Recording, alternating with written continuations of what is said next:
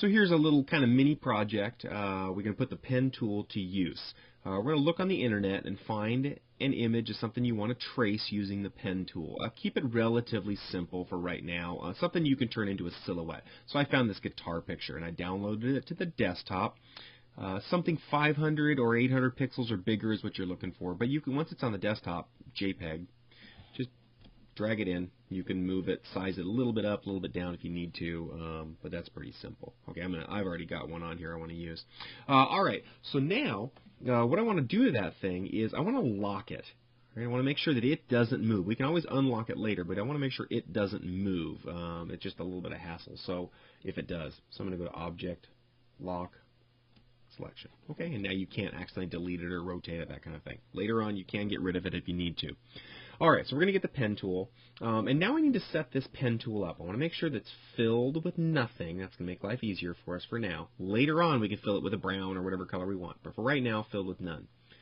Stroke. Let's give it some color that we know we're not going to use, but will stand out on top of this. Okay? Pink, red, something that's different so we can actually see what we're doing. And I'm also going to give it probably 3 points again so I can see what's going on.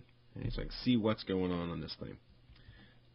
All right, I'm going to do this in 3 different sections. One, I'm going to trace the body of the guitar. Then I'm going to trace the neck, and then this little headstock. And then we'll combine them later on. Again, it's going to be in red, but we can change that at any point. So we're going to get the pen tool.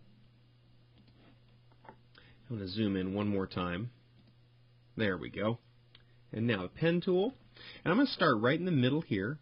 And I'm going to go this way. I'm going to go around that way. So I'm going to start here in the middle, pull towards the direction I want to go, and then every so often, just click and pull and match that curve. If you don't get absolutely perfect, remember you can change and alter that later on with the Direct Select tool. So we get that nice S curve that we had learned in the previous lesson. All right, and I'm going to switch over and do a little bit of pause because I've already actually got this completed elsewhere. Okay. Anyhow, so I'll pause that. So here we are. We're almost finished. I'm going to make sure that I finish right on top of where I started. That cursor changes, and that way, great, it knows to finish it off, and it knows to make it a closed shape, so it's not open. You can tell it's a closed shape because if you fill it with a color, it actually fills the color blocks out. Okay, so we got that. So now let's move on, and we'll get the neck of the guitar. I just want to make a closed shape. I'm going to change the color this time just to show that it's something different. Okay, let's pick, blue. That's fine.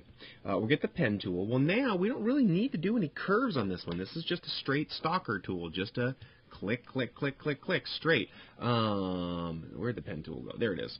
So I'm going to start up here. Just click once. Somewhere inside this guitar. Click, click, click, and now seal it off. Make it a closed shape. Finish right where you started. Okay. We'll do a different color stroke for this top neck. Hold down Command, click somewhere to deselect. Now you can start doing that neck slowly but surely. You may want to zoom in just a little more because it gets a little tricky up here. And let me show you. I will pause this, and I've got a completed one to show you. So here I've got the guitar headstock finished. And again, I chose to do it in a different color just so you can see they're different.